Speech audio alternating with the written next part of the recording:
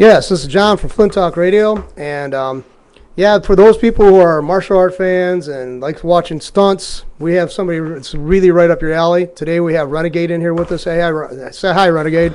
Hello. Anyway, you got a kind of interesting story, and I think the reason why that a lot of people you resonate well, a lot of people will resonate well with people is because you've overcame a lot, and I think there's a lot of stuff that people can learn from you. And we'll go into that. But first of all, it's like you are a martial artist and also do stunts, stunt man. What term do you prefer? Martial artist, stunt man. I'm also a trainer. Trainer, okay. And you train people for physical fitness as well as martial arts, correct? That is correct. And you do we were talking about this before we started the show, folks. And he's got like a hybrid version of martial arts that he teaches. He draws from I would say some from the better martial arts systems out there: kung fu, judo, jiu-jitsu, which I think is probably the most incomprehensive, because anybody who knows anything about fighting knows that you got to have kind of a well-rounded perspective of fighting. You got to have the ability to, stop people from kicking you, punching you. Plus, you also have to know how to handle it if it goes to the ground. And a lot of the, like, say, the karate styles and other stuff traditionally didn't handle that well. And that was kind of a shortcoming that it was really manifested well when they once started fighting people from other systems. Now, they did well with each other. They could make their points. But the world of martial arts kind of changed, right? Late 70s, early 80s started changing immediately. And you saw that in movies.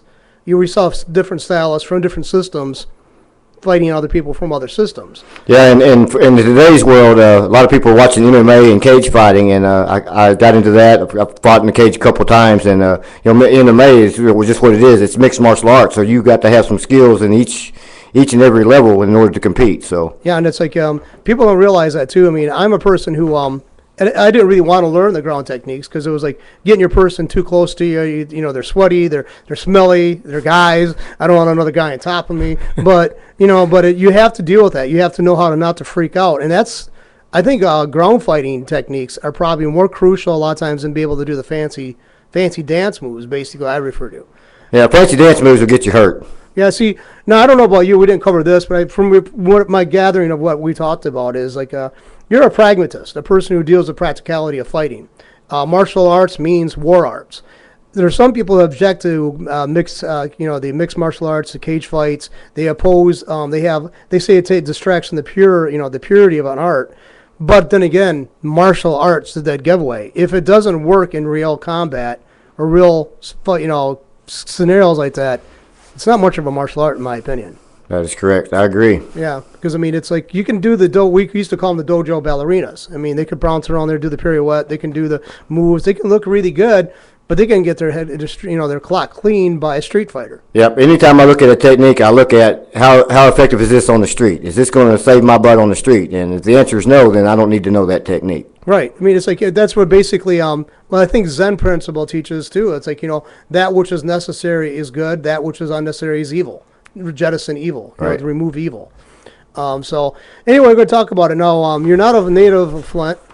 You're from Oklahoma. Oklahoma, that is correct. What city again was that? It's a little town called Ardmore, Oklahoma, which is right off I-35, in between Oklahoma City and Dallas-Fort Worth. So it's like pretty central, almost Central America, the center of America.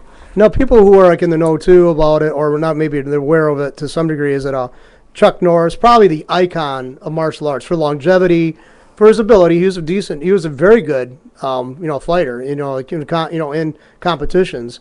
And I guess he had to turn that around too. I guess initially he lost most of his bouts, and he turned it around. He was kind of the comeback, kid. And another thing is too, he was in his 30s by the time he made the movie that he's so well known with Bruce Lee. He was already in his 30s. Right. So the guy's now has got to be in his 70s. So the guy's got longevity. But you're Oklahoma. He's also from Oklahoma too, and you said he's from not too far from your hometown. Yeah, he's from Wilson, Oklahoma, which is about 30 miles from Ardmore. Ardmore is more the central hub of the area, where Ardmore's like the larger town, and got all these other small towns around Ardmore, with Wilson being one of them. So there's connection there. See, we're talking about degrees of separation in Flint, the martial arts scene, and I grew up in the 70s here, and I was taking judo from a man who was actually trained in the major training center in Japan. There's people here who are actually related to Martial artists that trained under Bruce Lee, and a lot of people, because of the factories were here, had a lot of disposable income, so a lot of guys would take and their kids would take martial arts, and so a lot of people set up their studios, their dojos, their halls here. And I don't know if you're aware of that, but there was a huge amount of them back in the 70s, probably to the mid 90s. There were still a few around. A lot of them are gone now. Right. So I mean, now you also overcome a lot of barriers too, alcohol and drug addiction. Yeah. And also you were getting kind of late start in this role. I mean, as a martial artist, as a stunt person, you're in your 40s. Right. I'm 46. I first started getting martial arts when I was 14, 15. I had a brother-in-law at the time that was a third-degree black belt in Kung Fu, and really got into that, and also was learning Taekwondo. And, I was practicing for many years from that on, and then, I grew up and I got involved in drugs and alcohol, and, my life turned a different way, so I got away from it. And then, and like I said, I'm from Oklahoma, and I come to Flint, so I was looking for a place to get clean, which is kind of funny. Ironic. Everybody's getting out of Flint because of the drugs and the violence, and I came to Flint and got back into martial arts. We had a gym at our church, and it was something that I grew up with. It's something that I knew, and it's practically what's helped me in my recovery and in my sobriety is to get back with the martial arts, and got back to training, and then just started going from there. Now you're on Facebook as Trainer Dave. Yes. And people want to contact you for training, they can get through there, correct? Yes, Trainer Dave. My Facebook email is archerfitness@facebook.com. So I think either one of those, if you search, you'll find me. All right. And your stage name is Renegade, stage or your performing name? Yeah, full name is Renegade. I also have a fan page for Renegade and a fan page for Archer Fitness. And I just put up a new website. I'm still trying to get some better stuff on there for Renegade. It's www.renegadegodsoutlaw.webs.com. Now you're affiliated with people that a lot of people in the Flint area might know, and a lot of expats, people who are no longer in the Flint area and listening to this. When I remember when I was in martial arts classes here, I heard about the legendary Pancho Jordan. And you worked with him. Yes, Pancho is my mentor, my teacher, and my brother in arms, man. He's an awesome guy. Matter of fact, I just got off the phone with him last night to let him know how grateful I am for him.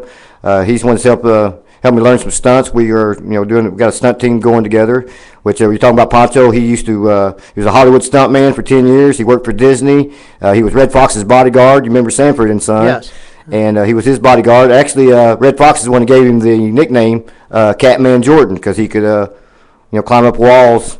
And, he said, he always tells me, he says, I'd climb a wall, but I never thought about how to get back down. So, yeah. But I remember hearing about awesome guy. I remember hearing about his exploits, I guess you'd call it, back in probably 82, 83, when I was in a martial arts class. I mean, they said this guy was phenomenal, and he was like, and I knew he wasn't local at this point. I guess he was living, obviously, probably in California. Right. If he was Red Fox's bodyguard, and he was like, he did some amazing things. And you have a video, too, that you posted on one of your Facebook pages. Yeah, I've actually put up several videos, but the last one I just put up, it shows Ken and I catching arrows barehanded. It shows Ken jumping over a jet car at Bristol Motor Speedway back in the day. And, he jumped over monster trucks, and he's just phenomenal, like you said, man. He's an awesome guy. And that's how I got back in the stunts. We had the gym, we had the MMA gym at my church. Ken come in, saw the cage, saw me, and saw my energy, and he wanted to put another stunt team together. So we got Ken and his son Jaywan Jordan, Randolph, and a couple other guys, and we got a great stunt team going. Yeah, you got some talent there, because I remember hearing about them, like I said, in the 80s, and I kind of, you lose touch with people, or you got the day-to-day job, so you don't keep up with it, and that was before the internet, so it was harder to keep track of people. Nowadays, I mean, they got Twitter, they got Facebook, they can say, hey, I'm doing this. Back then, it was awfully hard to get the word out. You had to basically be part of this, grapevine. Yeah. But I never met Mr. Jordan, Pancho, personally, but I just knew a lot of people who knew him. And we'll have to get him in here. Yeah, that's great. If you could do it. Now, is he local now, or? He is local, yes. Because I know he was gone pretty much at the time when I was in the martial arts class. They always made reference to him like he was no longer working in the Flint area. So, right. And the martial arts have always been a part of my life, even as a kid. And That doesn't mean I'm a badass. I'm going around trying to start fights, and I'm not going to be able to do the flying side kicks and take off a horseman, off his horse.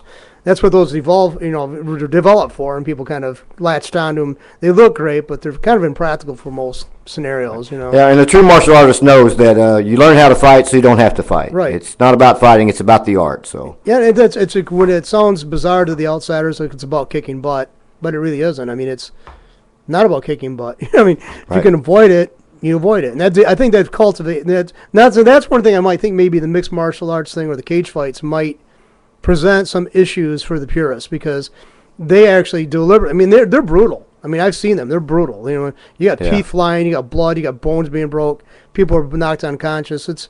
But the thing is, again, that's probably the true application of a martial war art. I mean, it's not meant to be pretty. That's meant to be effective. And there's two different things. They're at different poles. So. Right, and in the cage there's still rules, but on the street there are no rules. Right. So that's where there's some difference there, but. Because so you're awfully I think people can tell by your the camera image here. You're not a very big man. But no, I'm about 130, 5'3". Yeah. So I mean you're let's face it, small in comparison to some of the people that you might have to go against in the street. Right. But I mean it's basically. And I counter a lot of people though. They try to go too far with this kind of Zen quality or this not Zen but the spiritual quality, and it says it doesn't matter, size doesn't matter in the martial arts. It does, but you don't have to. The smaller person has to know how to. It does matter, and you learn to use your opponent's momentum against them. Right. That's the art of kazushi. Kazushi means taking out of balance. So you learn how to take your opponent out of balance and use their momentum against them. So.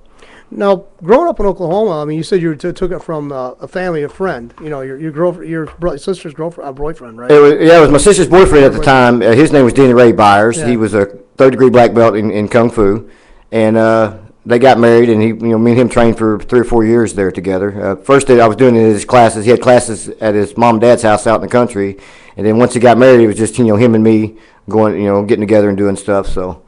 Now, a lot of people get, we went over this before when we were talking about the martial arts. Some people are all hung up on the belt system, and that's just totally a creation for most of the time for more American consumers, basically. There was no real true belt system, and it certainly wasn't uniform, no pun intended, right. across the world of Asian martial arts. Right. So, I mean, it's like now you make it clear that you don't hold certain ranks in certain systems. You were basically more of this. Basically, you learned and you took what you thought was useful from a bunch of martial arts. Correct. So you studied, like you said, judo. Judo, jiu-jitsu, kung fu, traditional martial arts. Karate, taekwondo, muay thai type stuff, and of course more boxing. Done some boxing and wrestling, which comes in handy in MMA. So just to put it all together, I use, like you said, I use what works for me. Right. And when Bruce Lee created Jeet Kune Do, that's what he did. He realized that Kung Fu was too complicated. There was a lot of stuff that he didn't need, that did not need to be there, and he created his own martial art. And that's what a true martial artist does. You take what you know, and you use it for who you are. And I'm not using it for somebody else. I'm using it for me. So you make it your own martial art. So I tell people that too. See, another thing is TV and movies have kind of did a disservice to martial arts and made it look too dramatic and too like this person's almost invincible, which is ludicrous. People are flesh and blood. But I would say the martial arts probably has cultivated the spirit, the mentality, to overcome a lot of obstacles. And I think that's where that's probably helped you overcoming drugs and alcohol. I mean, It's probably that discipline, that steadfastness you have to have. Right. I think that's probably helped you out. Helped me out a whole lot. The discipline, the structure. You learn the self-discipline. If you're going to train, you have to stay focused on your training, and it just gives you a different mindset. It's not just about the martial art; it's about life, because all of life is a martial art.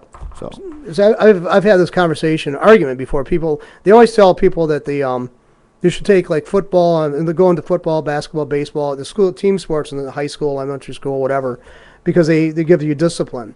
Whereas I see the martial arts being more of an embodiment than this team sports. The team sports has some great benefits you can draw from that, but I think a lot of times, there's an arrogance that develops when you're part of a team, especially in small towns or towns that actually have that's the center focus, like this, the high school teams. Now you're from the Southwest, so Texas and Oklahoma and big on football. Big on it's a religion, right? And I think a lot of times that breeds some very negative attributes, and the positive ones are buried or maybe flushed out because of that. Where I think a person who is a true martial artist is going to see this more.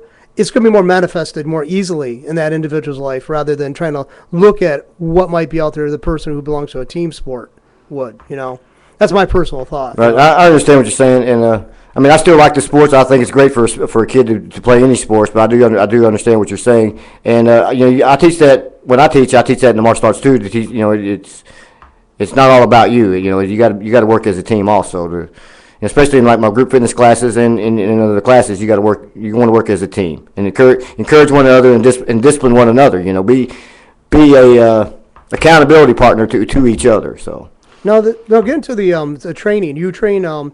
You've trained a few people now. A few classes you've taught, right? Quite a few classes you've taught people. Yeah, I've mainly been teaching group fitness classes, and I've had a couple people here and there that I've helped. Train in MMA. I've got a new guy coming tonight, so he's about 160 pounds that I'm going to train in MMA. He wants to fight, so he wants to be a cage fighter. So we're going to see what he has, and plus that helps me. When I learn more when I teach than I do when I just train under another teacher, and it's just funny how that works. But you learn more when you're trying to teach it your way. So my observation, and this is I don't put it out there so see what you react to, but a person who's a boxer is probably a person who, if they want to go into MMA, has probably got an advantage, even over the person who's trained in traditional martial arts. Because to me, if a person's good at boxing, who has got good training in it, is probably one of the best all-around athletes. Yeah. They got the stamina, they got the ability to carry out things out for a long term, whereas the person in the other arts, the other systems aren't. You better believe it, because every fight's going to start standing up, and being great at your stand-up, being great at your boxing is going to take you a long ways in MMA for sure. Because I mean, I've seen the boxers basically more physically fit, more they're able to. They also, when you get punched a lot, you got to be tough to be able to stand that. Yeah, you got to be able to take a hit. You know. And it's like some people think they're never going to get hit in the martial arts. They're never going to hit. If you're well trained, you're never going to get hit. That's just absurd. I watched a cage fighting movie. It's been a few months ago, and it was put out by Tap Out. I'm trying to remember the name of it. But anyways, at the very first movie, when the music's playing, the guy says the first rule is don't get hit. And the second rule is, if you're going to get hit, it's going to hurt like hell. So you got to know when you get in any fight that you're going to get hit. Yeah, it's going to happen. It's going to happen. I mean, you're going to get bruises. You're going to get lumps. You might get a tooth knocked out. You want to keep it down to those levels, and you hope you don't go that far. Let's face it, the dental work's expensive, but you want to minimize the damage. That's what you exactly. I mean, it's basically you got to know how to gauge. Basically, if you're going to take a hit, to minimize the contact area. That's about all you can do. But anybody who thinks that they're going to totally avoid getting hurt in a fight, they should have their head examined. Basically, right. I mean, it's not possible. No. It's like no. I had a friend who has his wife didn't want her kid to learn any kind of martial art. She feared it, and I thought it was a bad thing for the kid not to be allowed to go through the martial arts. But she had opposition to it, and I argued with her a couple of times. But it's her kid, so I mean I can't really argue too much. But well, I think it teaches so much, and most martial artists know you learn respect for yourself, you learn respect for others, you learn discipline, you learn honor. Dignity, all these great qualities, and you learn some great positive things, and it helps you become a positive human being. So like now, if you like we talked about this earlier too, it's like you still training pretty much every day, right?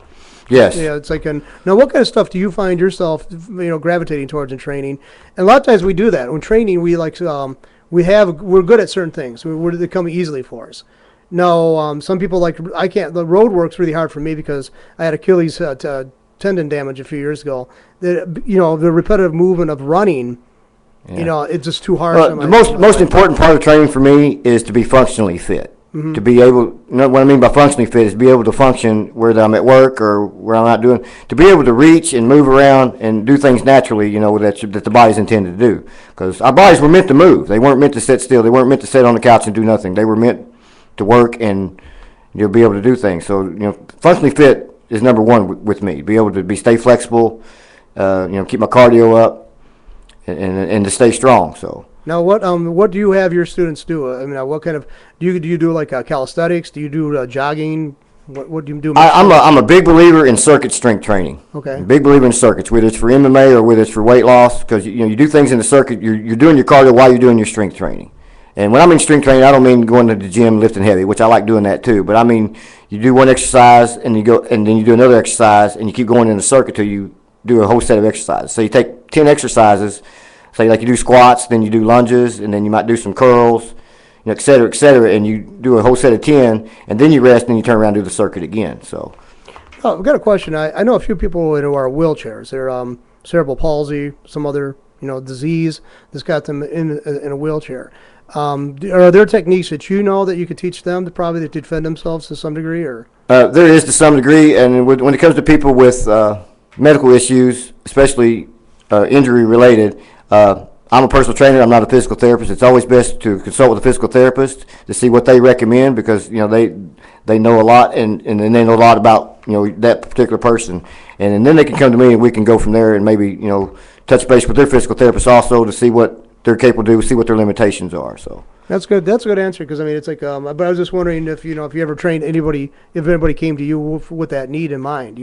Has anybody came to you? I've had people come to me with bad knees. I've had people come to me that coming off a broken ankle, because there's a lot of exercises that you can do that are not weight bearing on the knees that I've learned. So there's a lot of stuff you can do sitting down. There's one called sitting down jumping jacks, which I'm not going to do them here, but.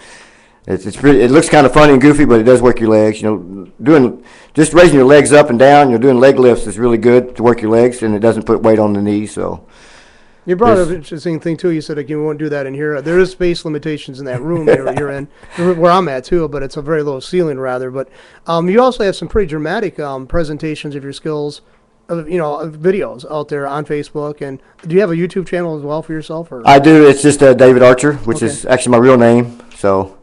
That's the name of my channel, David Archer. There's a lot of videos out there of Ken and of me mainly I got some videos out there of me breaking boards, breaking a board on fire, broke 4 boards, catching arrows barehanded, Ken jumping over a jet car back in the day. So yeah, I remember hearing about that one. I thought that was pretty amazing. And I remember it's pretty sick, man. I tell you, the guy's crazy. Yeah, it's like. Do you ever try something like that yourself, or? It's funny. I was sitting in bed the other night, and I just was closing my eyes, and I was thinking about Ken and thinking about him jumping cars. I was like, I'm pretty fit. I'm thinking I might want to try to start learning. Start looking at that. I'm not ready to go jump over a car doing 200 miles an hour, but. Yeah, because who knows? I remember Chuck Norris to that one movie he was in, and they're all a blur at some point, because this one is from the late 70s, early 80s. Yeah. The car was speeding at him, and he actually did a flying sidekick right through the windshield. Right. And that, even though that was staged and timed and all that stuff, that's still a great element of risk in that. And it was pretty cool, but then again, in real life, I don't know if I'd recommend that. No, I'm not going to go flying through no windshields today. No, let's face it, glass is weird. You can hit. Let's face it. You can't even penetrate a windshield a bullet if you hit it at the wrong angle, and it depends on how it's curved. So could you imagine trying to do that with your foot, even if you have boots on? Right. It's a hell of a shock. With any stunt, man, you've got to practice. You can't just walk out and say, I'm going to do this. Which I was that kid. That's why I decided to become a stuntman, because I was that kid that said, hey, y'all watch this. And next thing you know, I'm in the hospital wondering what happened. So you did have broken bones. Oh, yeah. I jumped out of a moving vehicle when I was about 10 years old. I was going to jump out the back of a pickup truck and land on my feet and run and beat my dad to the house. And he was doing about 20 miles an hour. I stepped on the back tailgate, and then I slipped and fell, and I just slid on my head for about 2 blocks. So that's when that left a mark, too. Yeah, it left a mark. Yeah, it's like probably what's wrong with me up here. That's why we. No, your dad's probably watching this and saying, "Yeah, that's what started it all." Yeah. Of course, and then again, when you tried that, you probably had something going on. It wasn't quite right anyway. Yeah. I've done stupid. One time I was on a trunk of a car. They took off. I had a long coat on, and I slid off at about 20 miles an hour. Landed on my hip. That hurt. Well, but I didn't let it know. I was really cool. I brazenly. If you want to be a cage fighter and stuntman, and most of them will tell you, yeah, there's something wrong with us. So. Yeah, there's got to be. Like that, well, Jackie Chan. I mean, he's done some amazing stuff. Oh man, he's an awesome guy. Like he broke his leg one time, and actually in filming, the next day he came back, did this, finished the scene. Yeah, they gave him a bigger shoe, so you couldn't tell that his foot was broke. Yeah, and they also had a cast painted black to look like his pants. Right. And I guess there's a hole in his head. Literally, he's got a hole in his head where there was he had a fracture and it splintered off part of the bone. They had to remove it, so there's a tiny gap up in his skull. So if somebody saw it's a Jackie Chan, that you got a hole in your head, they're being accurate. You know, the guy's just insane. I mean, the stunts he pulls, man. I wouldn't. Do not try this at home. Do not try this in a car. Do not try this anywhere. You know, a variation of green eggs and ham. You know? And for anybody listening, please don't try this at home without getting with somebody that's qualified to teach and learn these tricks. I haven't done any tricks without getting with Ken and at least talking to him about it and going over it first. So you gotta cover. This stuff's very dangerous, folks. Really. No, it's like on the breaking the boards and stuff like that. I had a friend of mine who did that, a lot of demonstrations, and he broke his hand twice trying to break concrete blocks. Right. I think after one time, I don't think I'd try it again, but he had that can-do spirit. I don't know how he's feeling about those breaks now if they're giving him difficulty for like 20 years after the fact. But that's the problem. All those injuries come back to haunt you. Yeah, the first time when I started learning how to break 4 boards, it hurt a little bit at the first. So. Yeah, definitely. No. Till you learn the technique. No, so you're available for classes and for also for training people for fitness, and they can work with people reach you at. My phone number is 810-525-4273. You can call or text. You can find me on Facebook, at Trainer Dave, or Archer Fitness at Facebook.com.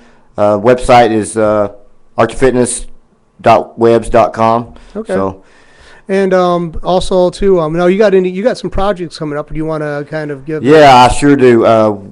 I got with these guys that are out of Mott College, Corey James Taylor, Paul Moosoff. They're making a movie called Emergence. It's just a short film. It's a martial arts movie, so there's going to be a whole lot of action. And it's about a kid that he's abandoned as a child, and he's found wandering by a secret society. He's betrayed, and he has to learn how to fight to get out alive. So very interesting. Matter of fact, Ken Jordan's son, Jawan Jordan, is the main character. So, and Ken Jordan is the stunt coordinator, and I'm just going to be an extra. I'm just going to be there to, whatever they need me for. I don't know. I guess maybe going to be a fall guy. I don't know. Might be the first guy to die in the movie. I'm going to wish you the best of luck there, and I hope that I hope if anybody wants to get fit and wants to get trained in the martial arts, they give you a call. And the main focus for me is being me and my age is to let people know it don't matter who you are, where you come from, it doesn't matter how old you are. Don't ever give up on your dreams. You can always do something positive, and you can just don't give up on your dreams. And with the stunt team, we're the Bridge Stunt Team, which is Bridge is our church. Ken, J1, myself, and a few others, and we're available to come and do shows. We especially like going to schools and doing shows for kids. So if you think you have a place or a special event you'd like for us to perform, just get a hold of us. It's a martial arts stunt show, so we break boards, we catch arrows, and break bricks, bed of nails, which is pretty cool to see. So definitely wish you the best of luck. And I'm going to have you come back too when we have it more set up, so we can actually maybe do a water stunt in there. We actually have the table removed, and maybe we can have actually different camera angles, so it can be captured. Yeah, I wanted to break something, Dave, but I didn't want to destroy the studio. So right, so we'll keep it calm. Please don't. Anyway, but it was really nice to meet you, face to face there, Renegade. And I hope that you get a lot of calls and look out for this movie. It's being shot locally, right? Yes, it's being shot locally. There's a trailer on YouTube. It's Emergence, EMERGENCE. Okay. And you can look up Corey James Taylor on Facebook and myself, and you'll see what's going on. Another thing is too, what I'll do is have you write down a lot of these names, and I'll tag it so people can have them for reference too, so they can see the actual spelling of that too. So right on. And if you folks go to Flint Talk Radio, I'll put a couple posts up there, and I've tagged everybody with them. So. It's just good. And I appreciate you, John. This is a great opportunity. I'm glad to be here. So I'm glad to see you here, and I'm definitely going to have you come back, okay? You bet. Thank you very much. You're welcome.